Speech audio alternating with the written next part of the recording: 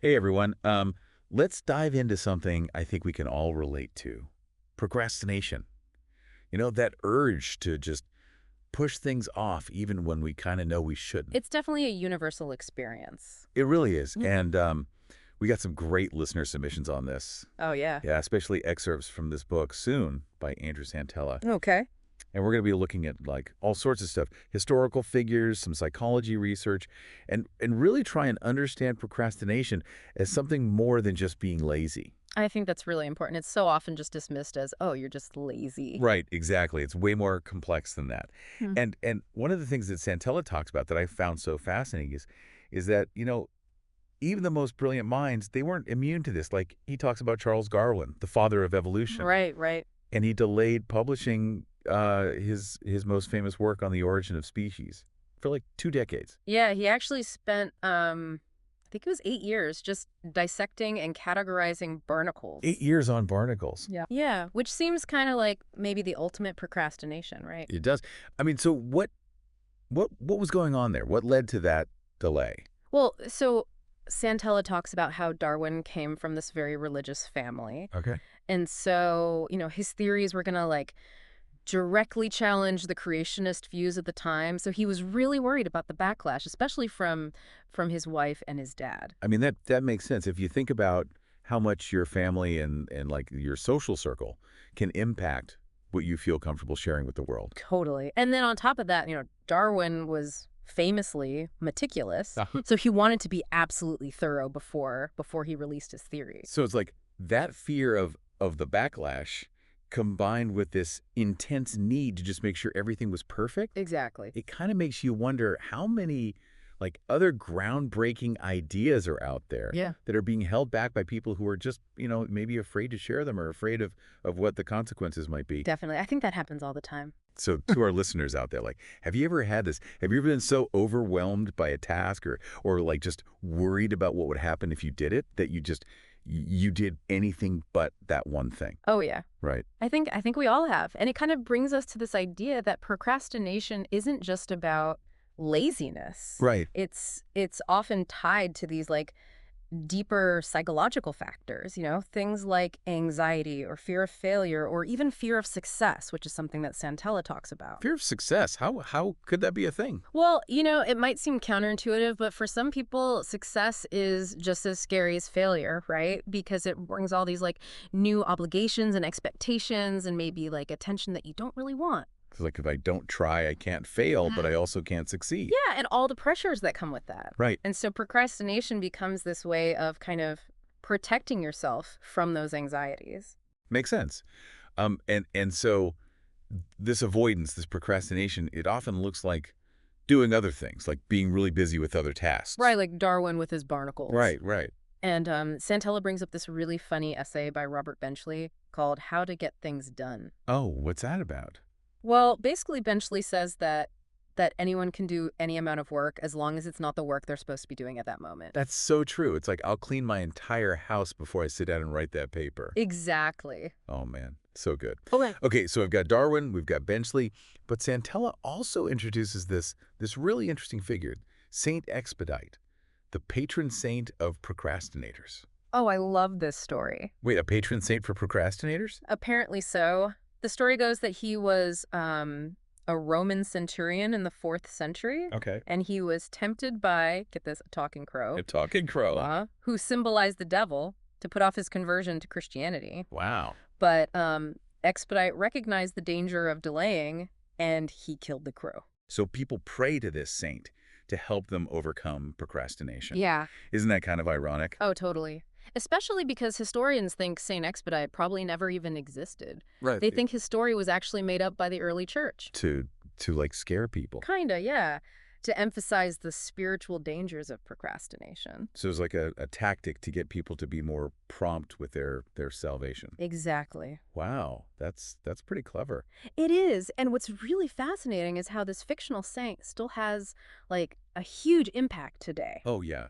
Santella talks about how, like, all over the world, people have these different rituals and devotions to Saint Expedite. He describes these roadside shrines on Reunion Island where they actually decapitate the saint's statue if their prayers aren't answered. Oh my gosh, that's intense. Right. And then in Brazil, people leave written prayers at church altars, especially on his feast day, which, just happens to fall a few days after the U.S. tax Of deadline. course it does. Right. And here in the U.S., Saint Expedite is really big in New Orleans. New Orleans, the city of like parties and Mardi Gras. Uh-huh.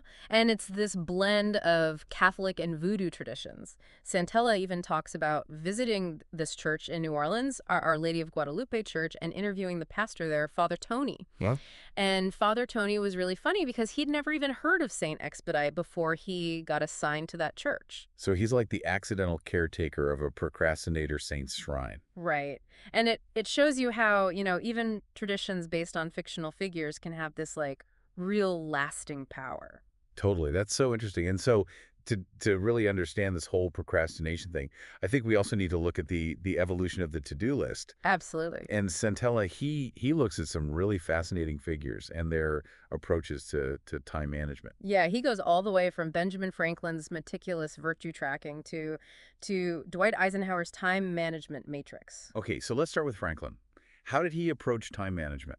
Well, when he was just 20 years old, he made this list of 13 virtues that he wanted to embody, and then he kept this really detailed record of his progress, like marking his shortcomings with a black dot in this kind of moral spreadsheet. It's like he gamified self-improvement. Right. And he was also really famous for his sayings about the value of time, things like lost time is never found again. I heard that one. And his ideas really laid the groundwork for the whole American self-help phenomenon that we see today.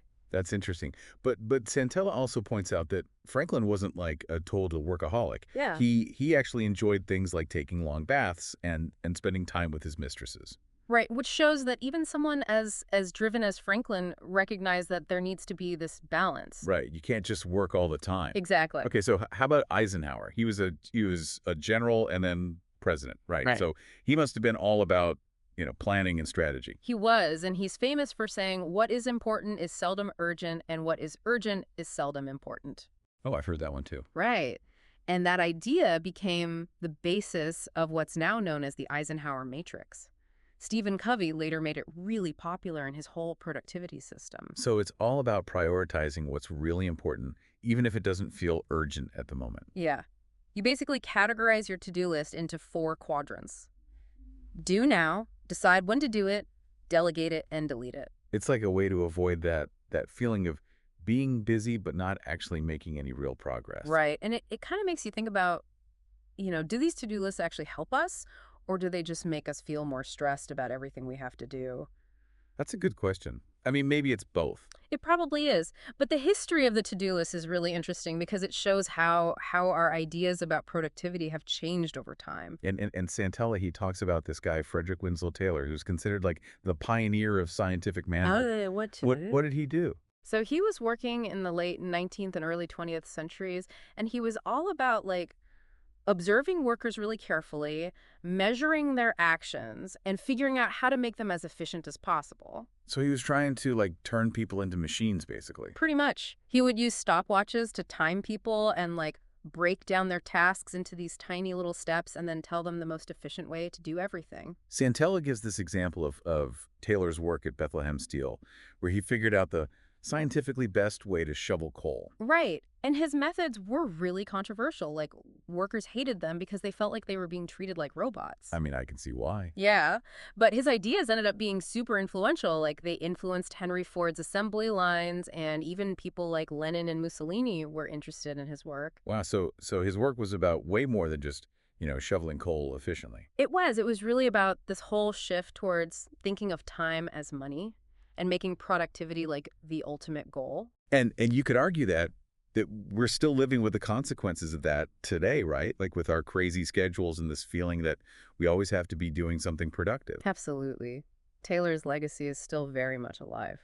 So amidst all this talk about efficiency and to-do lists, Santella introduces this really fascinating figure, George Christoph Lichtenberg, an 18th century polymath who basically embraced procrastination. Oh, Lichtenberg. He's a great example of how procrastination can actually be really valuable. So he wasn't all about like finishing things and polishing them to perfection. Not at all. He kept these notebooks that he called waste books, and they were filled with aphorisms and observations and all sorts of unfinished projects. So for him, it was more about the process of exploring and brainstorming than about, like, producing a finished product. Exactly. And he saw these fragments as containing seeds of insight that could lead to new ideas and connections across different fields. So he's like the ultimate example of how putting things off can actually lead to breakthroughs. Definitely. And there's this really funny story about Lichtenberg where he preferred to observe people from a distance, like from atop cathedral towers with binoculars, rather than actually going to social events. He sounds like a very interesting character. He was, and it's like he intentionally created this space for himself to think and reflect without all the distractions of everyday life. Okay, so where do we go from here? Well, speaking of space for reflection, Santella takes us to a really interesting place. Noonan, Georgia, home to the Lichtenbergian Society. The Lichtenbergian Society, what's that? Well, it's a real group that celebrates, you guessed it, procrastination. What? There's a society for procrastinators. There is. And it was founded by this retired educator named Dale Lyles. And it's basically a bunch of artists and writers and thinkers who see procrastination as a way to rebel against society's expectations. That's amazing. Tell me more about them. Their motto is actually cras melior est, which means tomorrow is better. More like that. Right. And to become a member, you have to submit a creative piece, but the catch is it doesn't have to be finished. It doesn't even have to be good. Nope. That's kind of amazing. It's like this whole idea that the process of creating something, of just like exploring and experimenting, that has value in itself, even if you never actually finish anything. Exactly. And Santella talks about how Lyles, the founder, he kept putting off writing this opera, but he ended up creating this beautiful labyrinth in his yard. So maybe all those things that we label as procrastination, maybe sometimes they actually lead to these really cool, unexpected creations. Maybe. You know, it's like if we never put anything off, if we were always just focused on getting things done, we might miss out on these happy accidents. Right, I like that. And it's not just the Lichtenbergian Society, right? Santella also mentions this other group, the Procrastinators Club of America. Oh, yeah, that one's been around for a while. And it was founded by this guy, Les Wass, who wrote a lot of jingles, including the one for Mr. Softy. You know, I think there's something really powerful about these groups, these people who are just like owning their procrastination, you know? That's like they're taking all the shame and guilt that we usually associate with procrastination, Yeah. and they're flipping it on its head. Exactly. It's like Hmm. saying, you know what? I'm not going to apologize for this. This is part of who I am. Right. Okay, so we've talked about groups, but Santella also brings up another really interesting individual, Frank Lloyd Wright, the architect. Oh, right. He's a fascinating case. And I know he designed some incredible buildings, but how does procrastination fit into his story? Well, Santella tells this really famous story about how Wright was designing Falling Water, which is probably his most famous house. Yeah, I've seen pictures of that. It's incredible. And the story goes that he basically waited until the very last minute, like right before his client was supposed to arrive, to finalize the plans. Can you imagine designing this masterpiece under that kind of pressure? It makes you wonder, right? Like, does that kind of pressure sometimes actually help the creative process? I mean, I know I've definitely had those moments where I've procrastinated on something, and then, like, in a burst of last-minute inspiration, I actually came up with something really great. Maybe that's what was happening with Wright, or maybe he was just, you know, paralyzed by indecision until the deadline was looming. Or maybe it was a little bit of both. Could be. Santella actually talks about how Wright was really good at creating this image of himself as this kind of rebellious genius. So maybe the procrastination was part of that image. It's possible. Okay, so beyond these individual stories and examples, Santella also talks about this broader challenge that I think a lot of people struggle with today, distraction. Oh, yeah, distraction. I mean, especially in this digital age. Right, and he actually mentions Jonathan Franzen, the novelist. Right. And Franzen goes to these really extreme lengths to avoid distraction when he's writing. Like he wears earmuffs and blindfolds. Wow, that's commitment. It is, but it just shows you how difficult it can be to really focus and concentrate when you're constantly bombarded with information and stimulation. I mean, it makes you wonder, like, have we lost the ability to just sit with our own thoughts, Yeah. you know, to let our minds wander without constantly checking our phones or scrolling through social media? That's a good question. And Santella actually connects this modern struggle with distraction to this invention from the 1920s, Hugo Gernsback's isolator helmet. An isolator helmet. It was the soundproof helmet that was attached to an oxygen tank, and it was designed to, like, completely block out all distractions. Wow. So people have been trying to deal with distraction for a long time. They have, and it's interesting because Gernsback's helmet, it was obviously impractical, but it shows this human desire to create these spaces where we can really focus and think deeply. Like, we need these attention shelters. Exactly. Places where we can disconnect from all the noise and reconnect with ourselves. And speaking of disconnecting, Santella also talks about this idea of procrastination as a form of self-care. Oh, I love this idea. So it's not always a bad thing. Not necessarily. I mean, in our culture, we're so obsessed with productivity and being busy all the time. It's like if you're not constantly doing something, you're not valuable. Right. But taking time for yourself, even if it means putting off a task, can be a way of saying, no, I'm not going to buy into that. It's like prioritizing your well-being over these external pressures and expectations. Exactly. And those moments of pause, those times when you're not being productive, they can actually be really valuable. They allow you to recharge and reflect and come back to your work with fresh energy. And Santella also talks about how procrastination can be a way to discover new things about yourself. Yeah, like maybe you put off working on that project that you're supposed to be doing and you end up stumbling upon this new hobby or interest that you never even knew you had. It's like those unplanned detours can sometimes lead to the most amazing destinations. Absolutely. And speaking of detours, Santella actually shares this funny story about how he got lost on his way to Falling Water. Oh, tell me about it. Well, he was driving there, and he took a wrong turn and ended up at this historical site, Old Fort Necessity, where George Washington fought the first battle of the 7 Years' War. Wow, so his procrastination, his wrong turn, actually led him to this unexpected historical discovery. Exactly. And it reminds us that sometimes getting lost, both literally and metaphorically, can be a really good thing. Okay, so we've got these fun, lighthearted examples of procrastination, but Santella also talks about some more serious historical examples, right? Yeah. He brings up the story about Johann Rall, who was the Hessian commander during the Revolutionary War. Okay. And Rall, he basically delayed reading this crucial message about Washington's plan to attack Trenton. Oh, no. Yeah, and because of that delay, he was completely caught off guard and ended up losing the battle. Wow, that's a pretty dramatic example of how procrastination can have real consequences.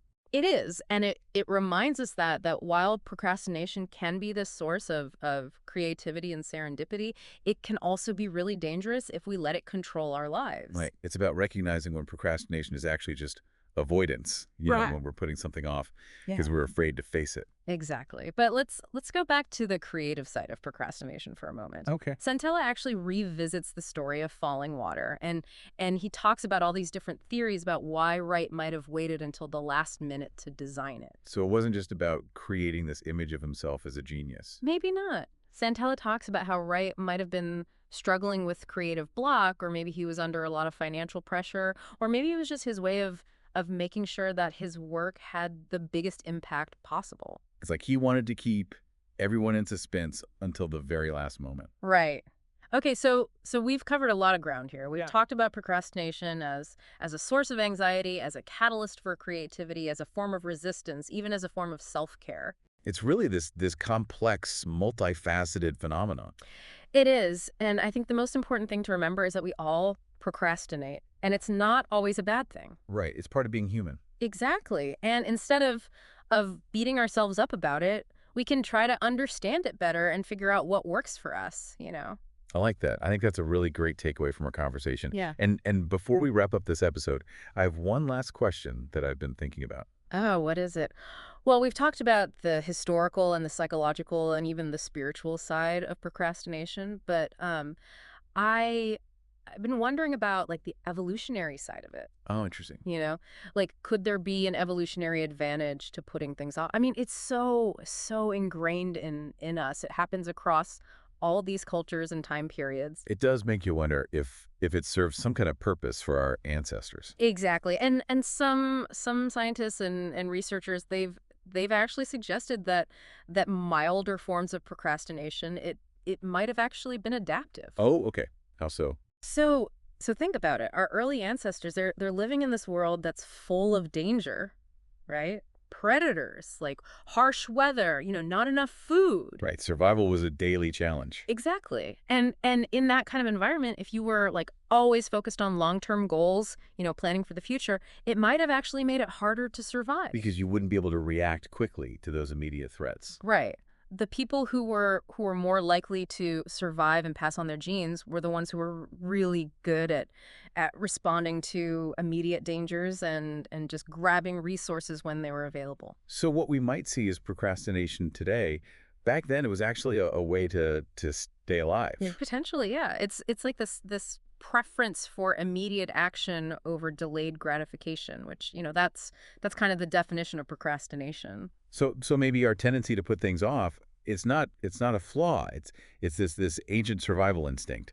It's fascinating to think about, right? Like even our so-called negative traits, they might have actually served a purpose at some point in our history. And understanding that, I mean, it can maybe help us be a little bit more understanding of ourselves and how we behave today. For sure. But before we wrap things up, I wanted to share something. I recently had this really interesting experience that kind of relates to our conversation. Oh, I'd love to hear about it. So I went to this gathering of this group called the Society for the Appreciation of Slowness. The Society for the Appreciation of Slowness. Yeah, and they're all about like slowing down in every aspect of It life. seems like they'd be kind of countercultural in our world. That's always telling us to do more, be more, faster, faster. Oh, totally. And they do all these things like slow cooking and mindful walking and just sitting in Wow, silence. that sounds so peaceful. It was. And Yeah. what really struck me was that they didn't see procrastination as the enemy. Oh,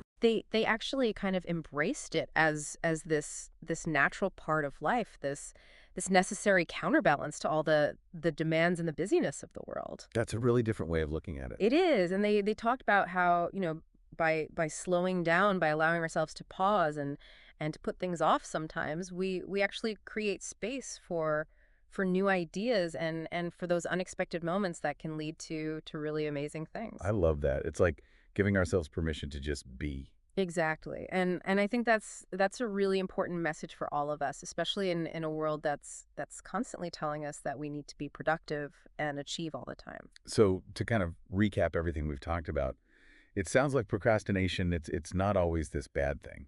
Right. Sometimes it's just avoidance, but sometimes it's actually this opportunity for creativity, for self-discovery, for just being more present in our lives. Absolutely.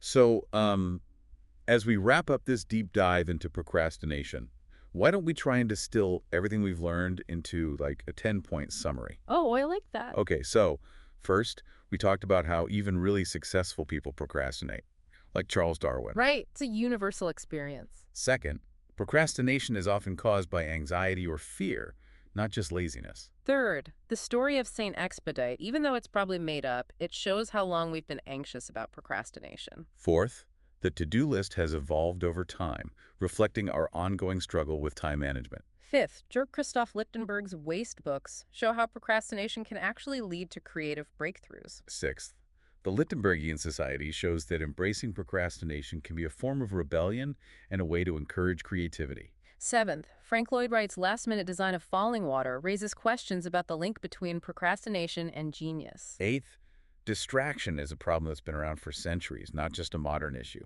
Ninth, Penelope's strategic delaying in Homer's Odyssey shows that procrastination can be a tool for achieving goals. And finally, Charles Darwin's work with earthworms shows us that slow, gradual progress can still lead to significant results. That's a great summary.